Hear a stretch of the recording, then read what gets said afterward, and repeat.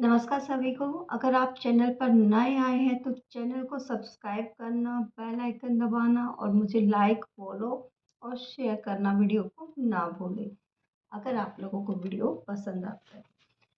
साथ ही आज हम बात करते हैं एक ऐसी कंपनी की जो कि शुगर सेक्टर से है और जिसकी कि आज रिजल्ट अनाउंस हुए। देख लेते हैं रिजल्ट कैसे रहे हैं। ईयर टू ईयर बेस पर हम पहले स्टैंड अलोन नंबर्स की बात कर लेते हैं। अब स्टैंड अलोन नंबर्स कौन से होते हैं? जब एक कंपनी इंडिपेंडेंटली अपने नंबर रिलीज करती है, उसकी कोई सब्सिडीज कंपनी या उसने कोई कंपनी खरीदी हुई है, उन सब के अगर रिजल्ट्स इकट्ठा होते हैं तो वो रिजल्ट्स कंसोलिडेटेड नंबर्स की फॉर्म में आते हैं। अदरवाइज अगर कंपनी अपनी इंडिविजुअली रिजल्ट्स पेश कर रही है तो वो स्टैंड अलोन नंबर्स होते हैं। तो स्टैंड अलोन नंबर्स में हम बात कर लेते हैं, कंपनी की इनकम देख लेते हैं। 47,890 से, जो कि पिछले सितंबर 2023 में थी, इतने करोड़ से बढ़कर 53,752 करोड़ अब हो गई है। ऑल ओवर प्रीवियस ईयर के मुकाबले ईयर टू ईयर इसमें ग्रो हुआ है। लेकिन अगर बात हम जून क्वार्टर और सितंबर क्वार्टर की करें तो इसमें अभी इजाफा हमें देखने को नहीं मिला है, क्योंकि 29,000 करोड़ से घटकर अभी 24,575 करोड़ है। साथ ही अगर हम बात करें एक्सपेंसेस की, तो एक्सपेंसेस पिछले ईयर टू ईयर बेस पर हम बात कर रहे हैं तो 50,667 करोड़ से बढ़कर 55,204 करोड़ हो गया है। एक्सपेंसेस बढ़ने का मतलब यही होता है कि कंपनी कहीं ना कहीं कुछ काम कर रही है। कंपनी की एक्सपेंसेस भी तभी बढ़ते हैं जब कंपनी की अर्निंग बढ़ रही हो। वो तो थोड़ा बहुत, लेकिन अगर प्रॉब्लम कहाँ आती है, अगर आपकी कंपनी की अर्निंग नहीं बढ़ रही है और एक्सपेंसेस बढ़े जा रहे हैं तो वो किसी भी कंपनी के लिए बहुत बड़ा नेगेटिव पॉइंट होता है। तो उस कंपनी की तरफ हमें नहीं जाना चाहिए। लेट्स सी आगे। एंड नेट प्रॉफिट की यहाँ पे बात कर लेते हैं। नेट प्रॉफिट जहाँ ईयर टू ईयर बेस पर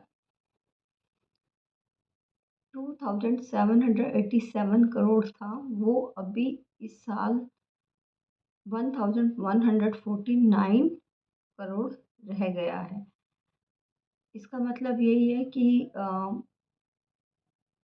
अभी इसमें हमें प्रॉफिट उस हिसाब से हमें देखने को नहीं मिला जिस हिसाब से उम्मीद की जा रही थी। और कंपनी का नाम है रेणुका शुगर। जी हाँ, कंपनी का नाम है रेणुका शुगर। बट आप बेल आइकन दबाना और लाइक और शेयर करना बिल्कुल ना भूलें। साथ ही हम इसका ईपीएस देख लेते हैं, जो कि काफ़ी मेन रहता है। ईपीएस जो पिछले साल 1.31 था वो अब 0.54 रह गया। मतलब ऑल ओवर देखें तो कंपनी का ईपीएस भी घटना एक सही सिनेरियो नहीं बन रहा है, क्योंकि कहीं ना कहीं कुछ ना कुछ कंपनी कंपनी की अर्निंग्स ज़रूर बढ़ी है, बट खर्चे भी बढ़े हैं। लेकिन उसका प्रॉफिट प्रॉफिट अर्निंग में से जब आप उसके खर्चे निकालोगे तो ही तो प्रॉफिट निकलेगा। लेकिन प्रॉफिट पिछले साल के मुकाबले इस साल गिरा है। तो ऑल ओवर कंपनी का जो रिजल्ट है वो हमें अभी सही नहीं लग रहा है। तो इसी के चलते अब बात कर लेते हैं कंपनी का इनकम। तो 12% के ऑलमोस्ट बढ़ गई है और एबिटा भी 47% के आसपास बढ़ गया है। अब हम इसको देख लेते हैं, साथ ही इसका रिकॉर्ड देख लेते हैं।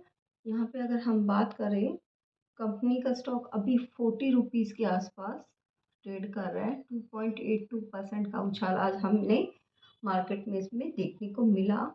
मार्केट कैप टोटल 8,700 करोड़ के आसपास है। साथ ही अगर इसके 52 वीक लो और हाई की बात करें तो 36 इसका लो बना था और हाई इसका जो बना है वो 56 रुपीज़ के आसपास बना है। पी इसमें मेंशन नहीं, मतलब ऑलमोस्ट पी नील है इसका। तो डेफ़िनेटली कहीं न कहीं कुछ न कुछ लीकेज आ रही है। और साथ ही अगर मैं जो चार्ट देख रही हूँ तो पिछले साल ज़रूर इसने 70 रुपीज़ तक का अपना हाई बनाया था, जो कि इस साल अभी टच कर ही नहीं पाई है। और कंपनी का स्टॉक जो है ये 30 से 60 के बीच में झूलता रहता है। तो ये भी एक, जब भी आप इसमें कभी एंट्री लेने का भी सोचो तो आप पहले से माइंड रेडी रखना कि हमें कहाँ पे एंट्री लेना है, कहाँ पे एग्जिट करना है। पता चले आप एक हायर रेट पे अपने आप को फंसा के बैठ गए। और उसकी और कई बार तो मार्केट में आप किसी भी स्टॉक में आप ऑब्जर्व कीजिए कि वो एक रेंज में ही चलता है। मान लीजिए वो 100 है तो 100 से वो 200 चला जाएगा, 190 चला जाएगा, फिर से वो गिरावट में आ जाएगा, फिर से वो 120 100 की उसमें कई बार कंपनी का हमें इजाफा भी देखने को मिलता है, बट स्टॉक में उस हिसाब से हमें डिमांड देखने को नहीं मिलती और उसकी वैल्यू उसी के बीच में अटकी रहती है। तो ये एक ज़रूर सोचने वाली बात है। और सबसे जो बेस्ट समझदार इन्वेस्टर वही होता है जो किसी भी स्टॉक में तब एंट्री लेता है जब वो स्टॉक नीचे से ऊपर जा रहा हो। मतलब अगर वो अपने सपोर्ट लेवल से रेजिस्टेंस लेवल की तरफ जा रहा है, तब आप उस स्टॉक में एंट्री लीजिए।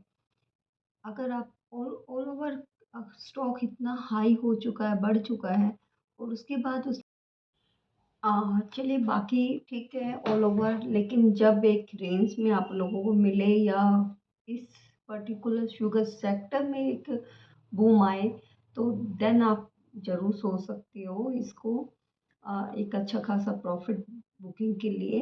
बट संभल के हर एक स्टॉक में एंट्री लीजिए। पैसा बहुत कीमती है, हमारा भी और आपका भी, सभी का।